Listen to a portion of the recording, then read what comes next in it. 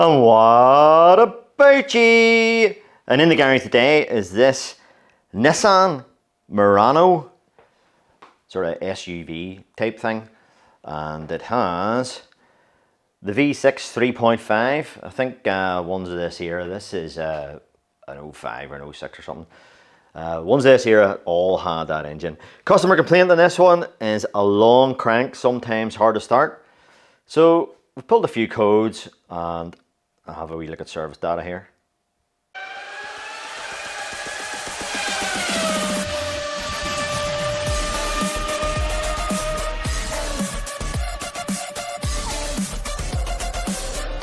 Right, so let's see, Nissan Murano. What have I got? We have ABS engine transmission. So let me see, engine signal 147 times. Current code P0021, and that there INVV Tim Cont B2. That is intake valve timing control bank 2, and that is current. So just for a bit of a giggle, went into the OBD and no codes in that one. So it's only in the Nissan side of the house there. So we'll have a wee bit of manufacturer's information here for that P0021 code there. So P0011 would be relating to bank 1, P0021 bank 2. So we're getting a 2-1 code only.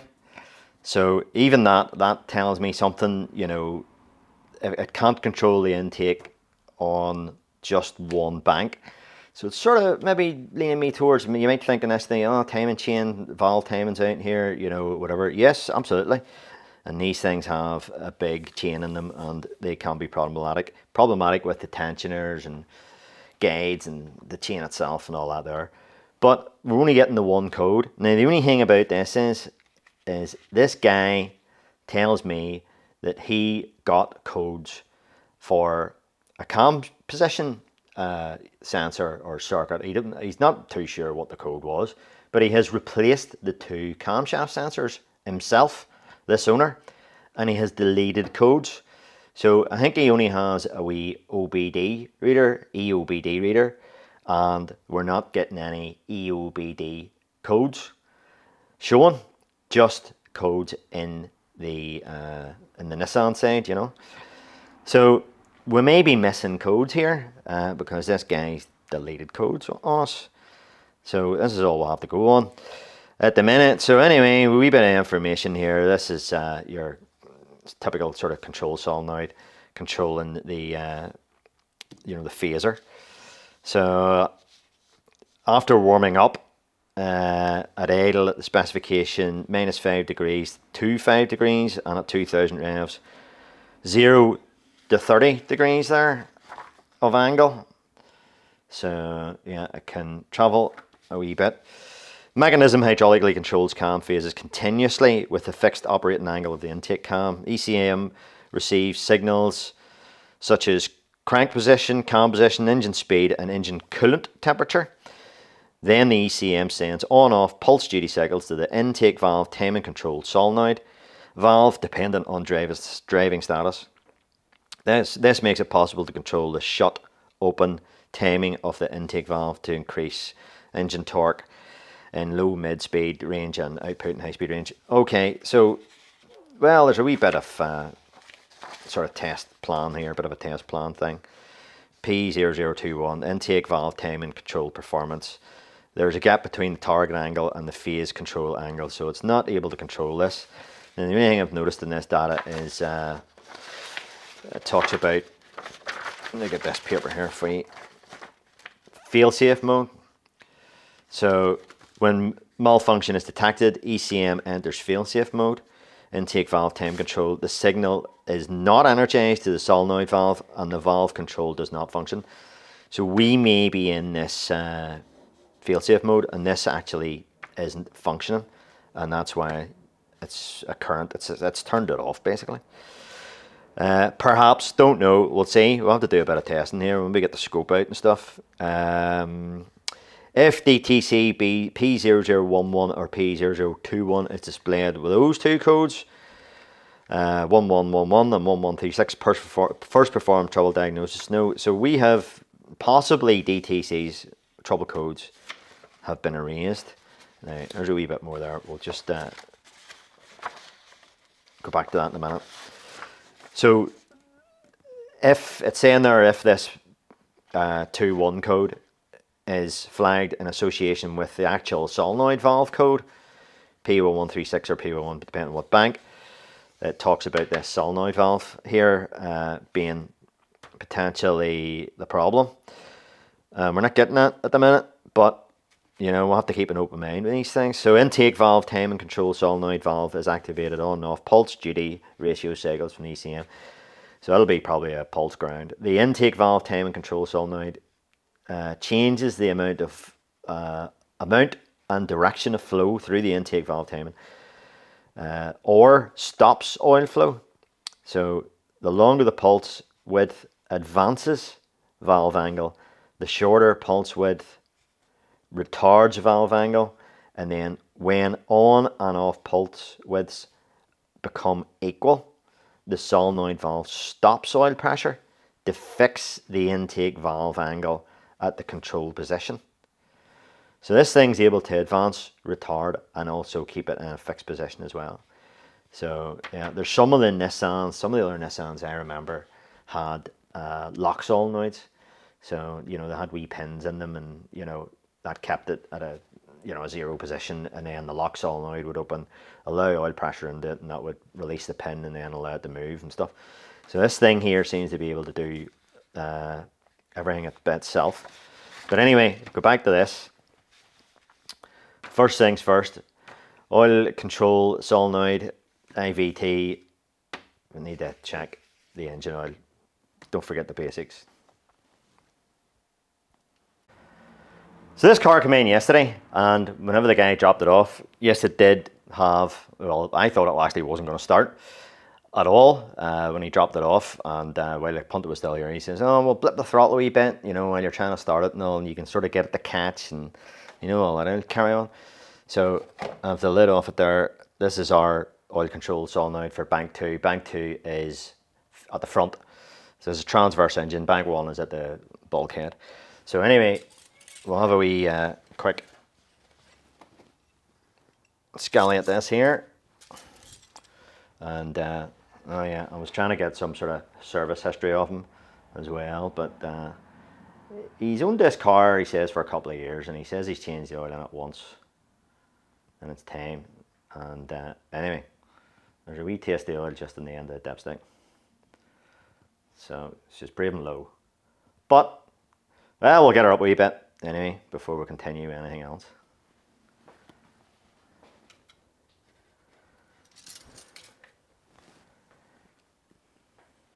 Right, so if we taste the oil put in her, and let's see, this car is stone cold, and well,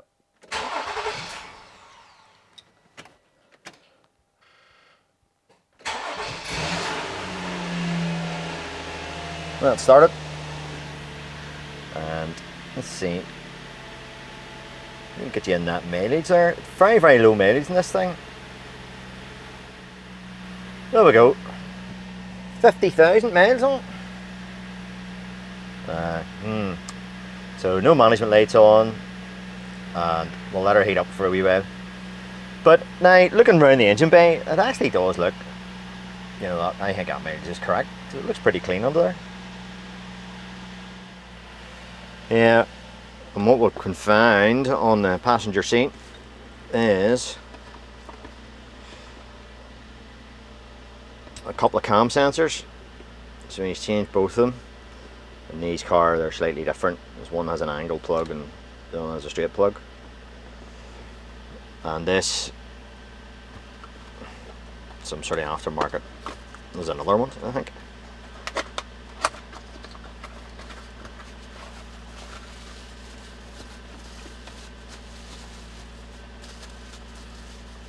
Come out.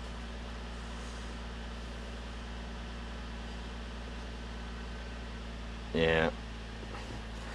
And we have over here his wee OBD readers. That's what he's been using. I would assume one of these guys. Well, anyway, we'll let her warm up a minute. Have a look at a bit of live data. Let's have a wee look, see, and see if we can get this to play up.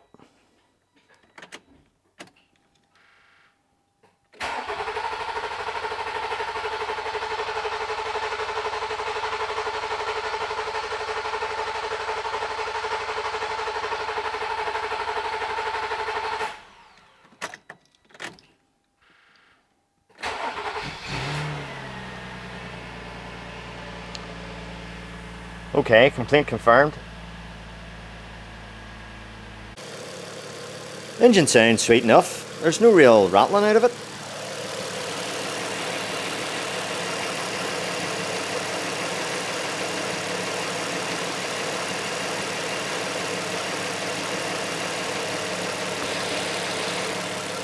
So it's just an OBD data here, and coolant temperature is 83 degrees.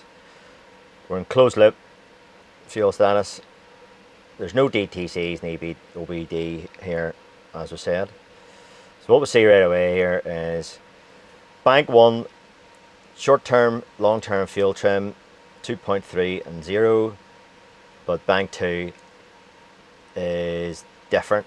It's taking fuel away, and in the long term it's positive. So we'll give it a wee bit of snap.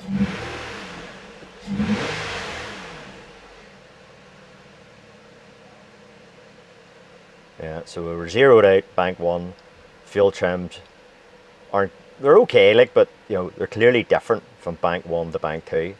That's telling me there's a difference here between these two. So we're getting the fault code in bank 2.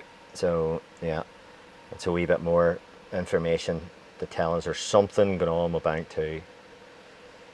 Yeah, so just keep that in mind. So we're in the Nissan data here.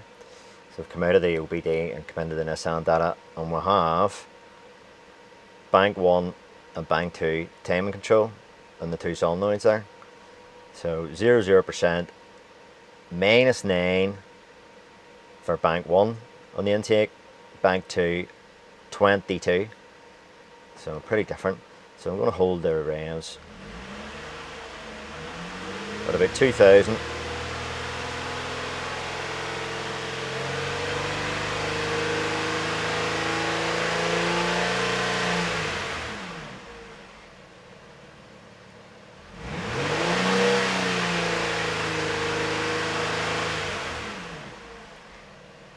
There's not a whole lot of difference there.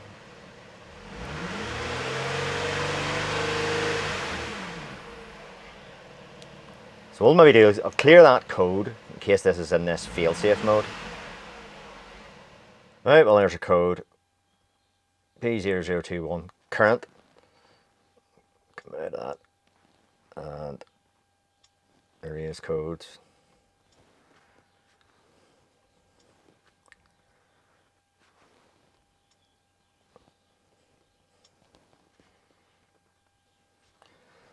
Alright, we'll try that again. Right, codes are raised, and we've cycled the keys, and the engine's off. Then I'll start the engine again, see what we'll get.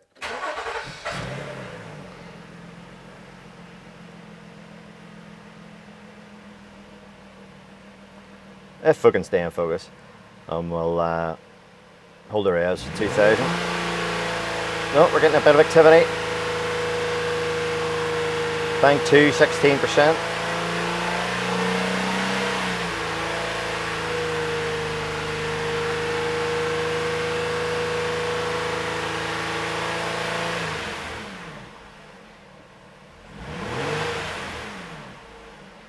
And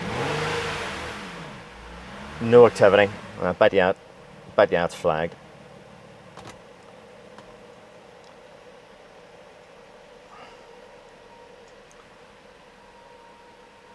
Oh, the fault code detected.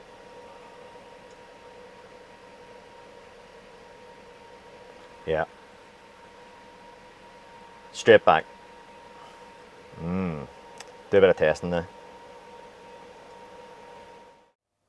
Right, so we'll have the old Scopo set up there, and I'll show you what we have here. So our blue channel, this is bank 1 towards the bulkhead there, towards the windscreen. Cam sensor signal, bank 2 is on the red, so that's channel B. Connected together on the earth there to give us an earth down here, and that goes underneath the car to the crankshaft signal output. And then finally the green channel there is going to be on the bank 2 actuator, which is the pulse ground. And we'll do that test again, and we'll have a wee look at the TV there and see what happens. Right, we'll just you can see the scope from here, so we'll just run her up.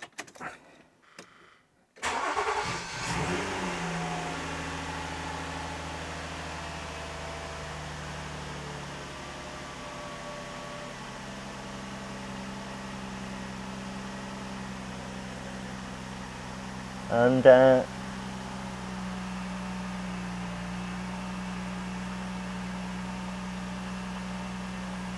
something funny going on there.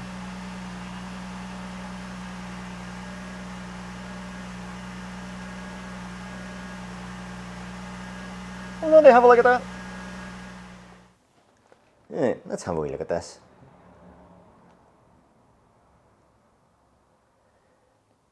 Anything there you don't like the look of?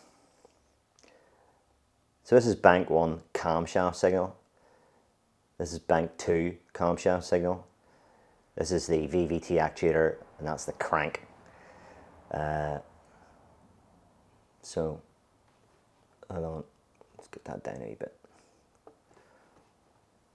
Get that down a wee bit. Down a wee bit. Down a wee bit.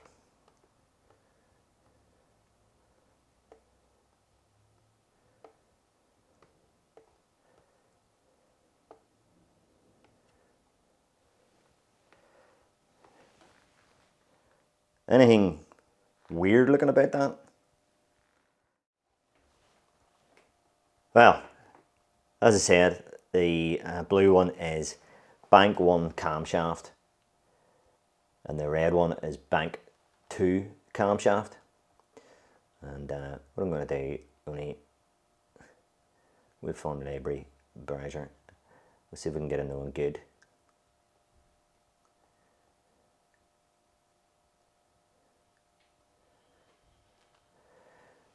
And it doesn't work on Picosoap 6 anymore. Have to go to 7. So have to load up 7 here. We'll do it again in 7.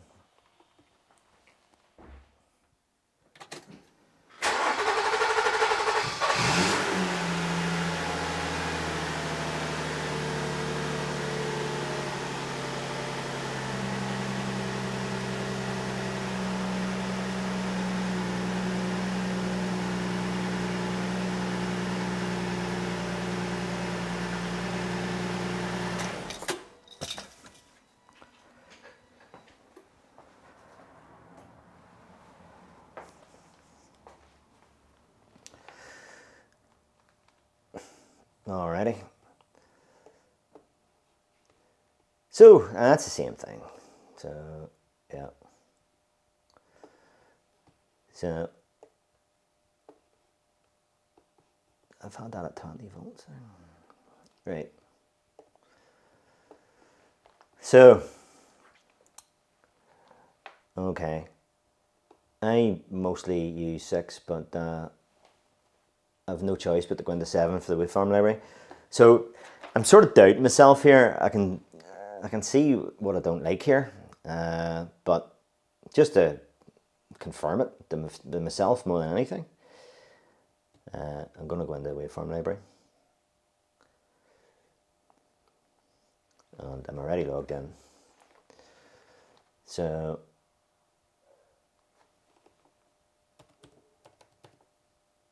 Nissan, and we'll just type in the engine code.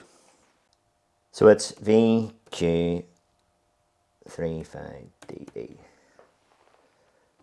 Search. So there's crankshaft, camshaft. On a Maxima, same engine. Pathfinder, CAN bus. Could filter a bit more, but sure. This'll give us something. There's Murano there. Camshaft. There's a Murano. Camshaft. Alright. So we'll pick one of them.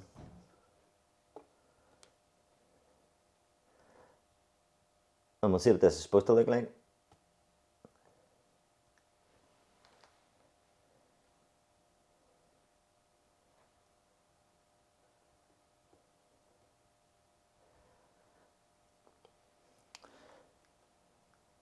So the blue on this one is the crank.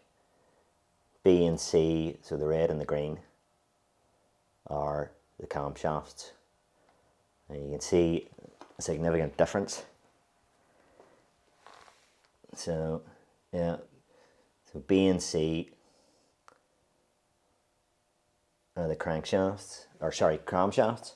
So you know what I might do here? So he has the crank in A. So I'm going to just change the leads. You're not going to see this. Change the leads around on the Pico. So I now have the crank in A. Bank 1 is the red. So we'll bear with me a wee minute. I'm just changing the leads around here. We'll take out the VVT actuator altogether and see we now have bank 2. There we go. And what we'll do is we'll just run it with his same settings there.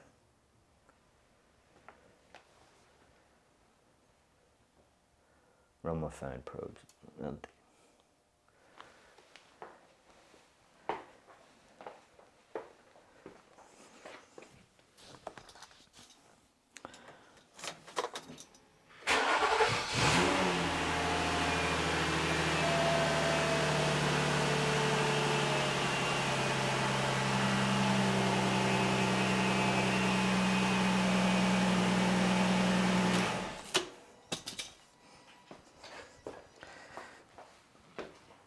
Okay.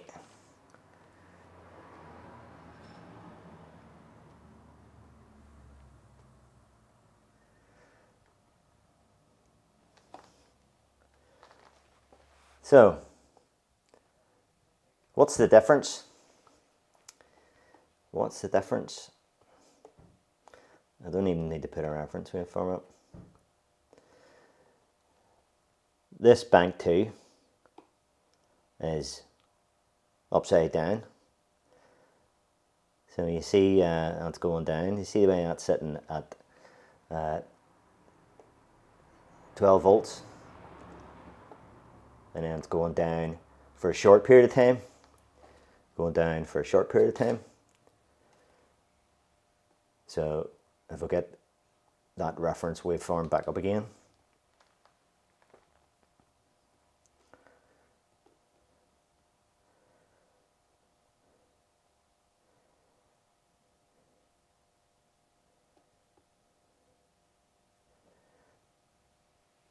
So you see the difference on bank 2 camshaft. So it's being pulled down. So it looks the same. It's not in the same place, but we're not interested in timing here, just at the moment anyway. But our waveform, this one here, is basically upside down. So what is going on here? So I'm expecting to see, that.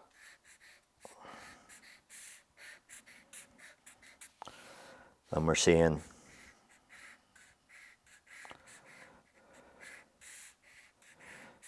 this on bank 2, and that's bank 1. So unless, and for some strange reason, the camshaft in this bank 2 is different. And what I mean by that is, so if you have, the way these work is, if you have, let me see if I can draw this here, a big piece of metal, and then you have a notch like that, you know, and then it's metal. So that's all solid there. That's all solid there, you know, and your sensor's looking at it. So whenever it sees the big bit of metal, it should go down, you know, and this is acting as if the camshaft wheel is more like, let me see, like that. You know, more sort of toothed, only male teeth, if that makes sense, you know. So that's solid metal. That's solid metal. Obviously these are solid metal too, you know. Unless there's a different camshaft in this thing.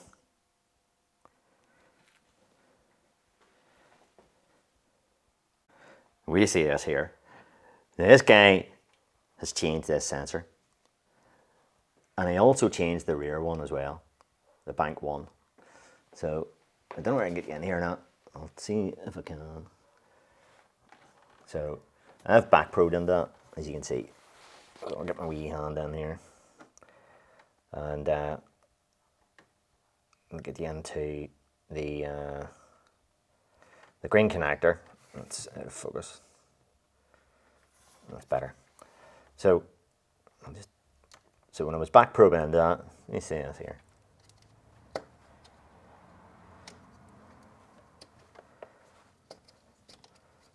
So that connector is broken. It doesn't clip in. And that's in a good one. Right. So I'll tell you what, we'll whip that out and we'll look at the end of this camshaft. Eh? So we'll have our camshaft sensor removed from bank 2, forward, one towards the front. And there's only one sensor on per bank, by the way. So these sensors only look at the inlet, and there's only VVT on the inlet. The exhaust hasn't got a VVT. The exhaust camshaft hasn't got a VVT, and it hasn't got a cam sensor.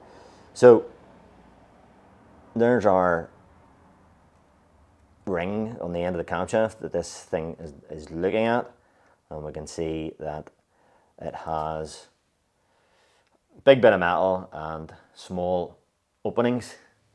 So I'll get that laid off for you, maybe you see that better.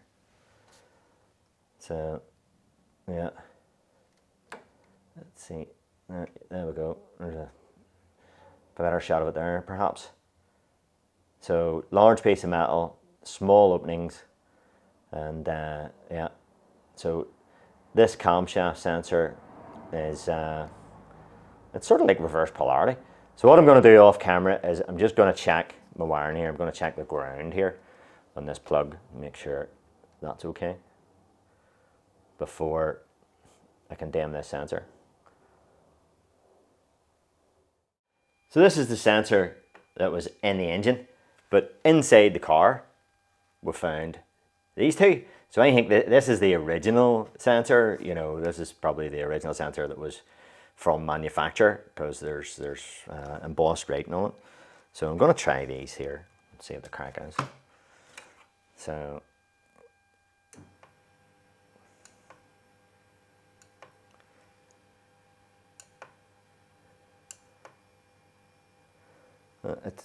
so it started going up and then it's going down. Do you see that?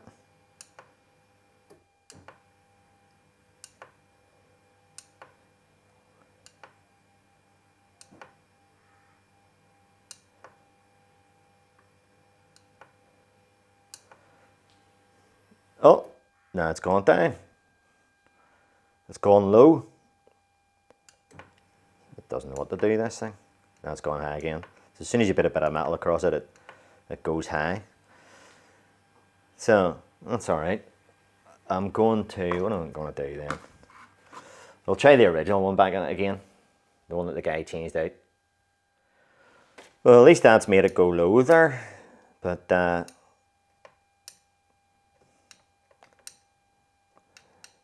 just no output. So that's why he was getting his camshaft code then. There's dead sensor. And this one is the one that was in this box. So it's sitting low at the minute at 0 volts. So that is okay. Oh, it's gone high.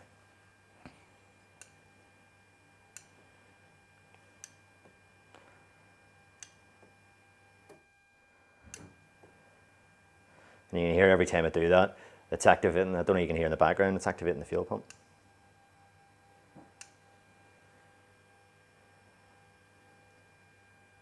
It's gone low again.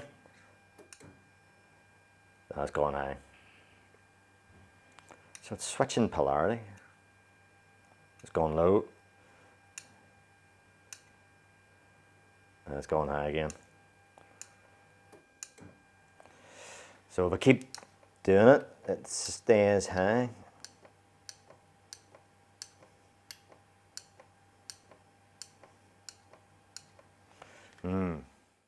So we've been doing a wee bit of shopping there, and we've been to the dealer, and what does that say there?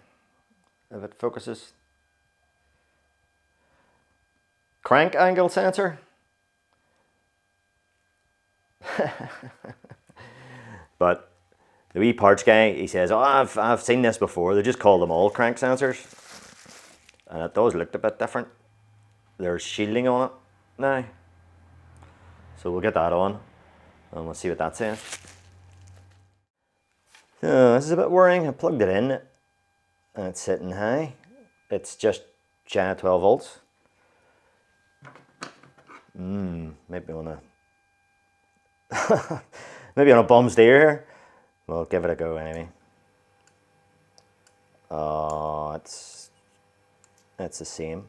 Oh, it's went low. It's went high again. Low.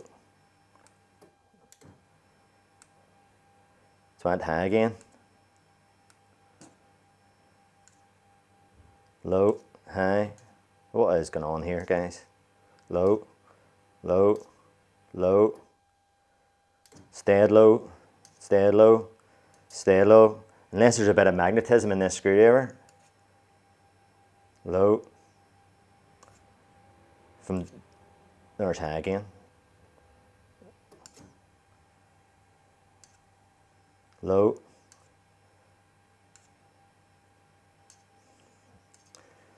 We'll get that fitted and run it and see what happens. So here we go. 2 camshafts, blue and red, and the green one is a crankshaft.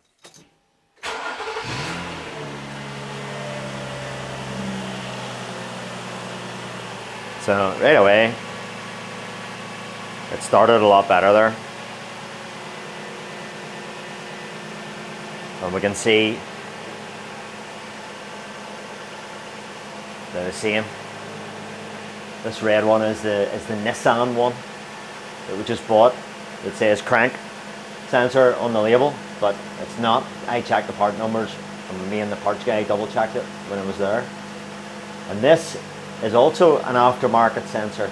This is a Delphi sensor that the guy fitted. So this is a Delphi, this is a Nissan, and that's crank. You don't really need to care about that actually. But okay, what can we look at that? Close up. But right away we can see that that's a hell of a lot better. So I'm switching between 6 and 7 here. You can see I just still had it on 7 on the laptop, whereas I was doing that wee screwdriver test. And wee screwdriver test, I don't know, not sure what was going on there, whether the screwdriver was being magnetised or I just wasn't holding it on for long enough, you know what I mean? But there you are.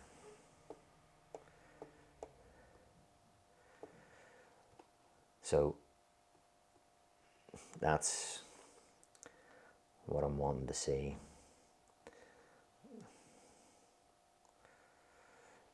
That's more like it. So, maybe look at the live data now, see what it says. So just before we do that, so these what I suspect are the original sensors for this car. That's bank 1, that's bank 2. They aren't interchangeable, by the way. You know, the connector is different. I could have maybe breakout leaded them, but I was confident that these two aftermarket unbranded bios here are both sending the signal like that, upside down, both of them. And the reason, and we'd like to find out why these things, I've got them a new connector, by the way. I'll have to D-pin the bank 1 and to get that fitted because it's been broken somewhere along the line. Anyway, so these two are original. So if there's magnetism here, you know, coming out of these, and if we put these two together, they repel. So they don't want to stick together.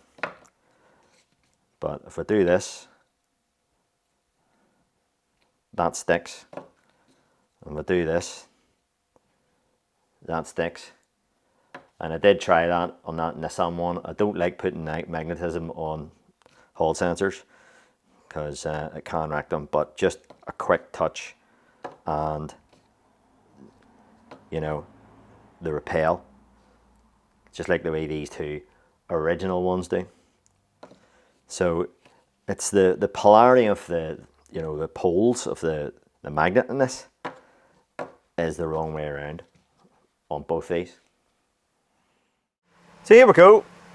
Fault codes have been deleted. I set a few there by doing disconnecting the sensors and all, but it still had that P0021 for the intake valve timing. So bank 1, bank 2, we're sitting at 0.5 and 0, and our solenoids 0%, sitting at idle. Lovely. So before this one here was sitting at what, 25 or something, wasn't it? And it was in fail-safe mode. So in other words, whenever that fault code occurred, you know, the solenoids wouldn't activate.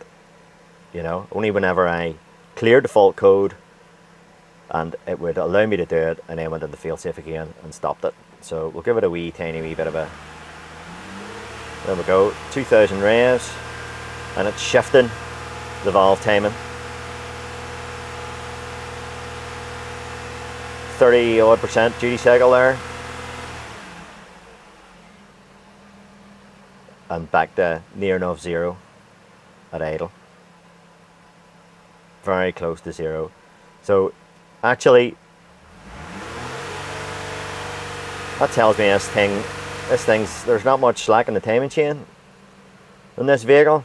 So look at that, 0, near enough 0 for both the intake camshafts on both banks. So that is a fix. And the moral of the story is aftermarket junk.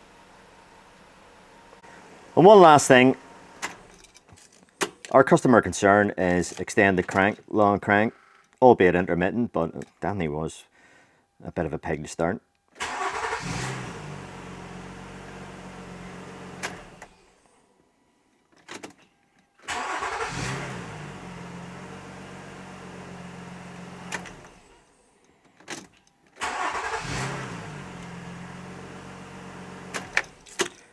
That's it for this one. Right, Poppy, give us a song.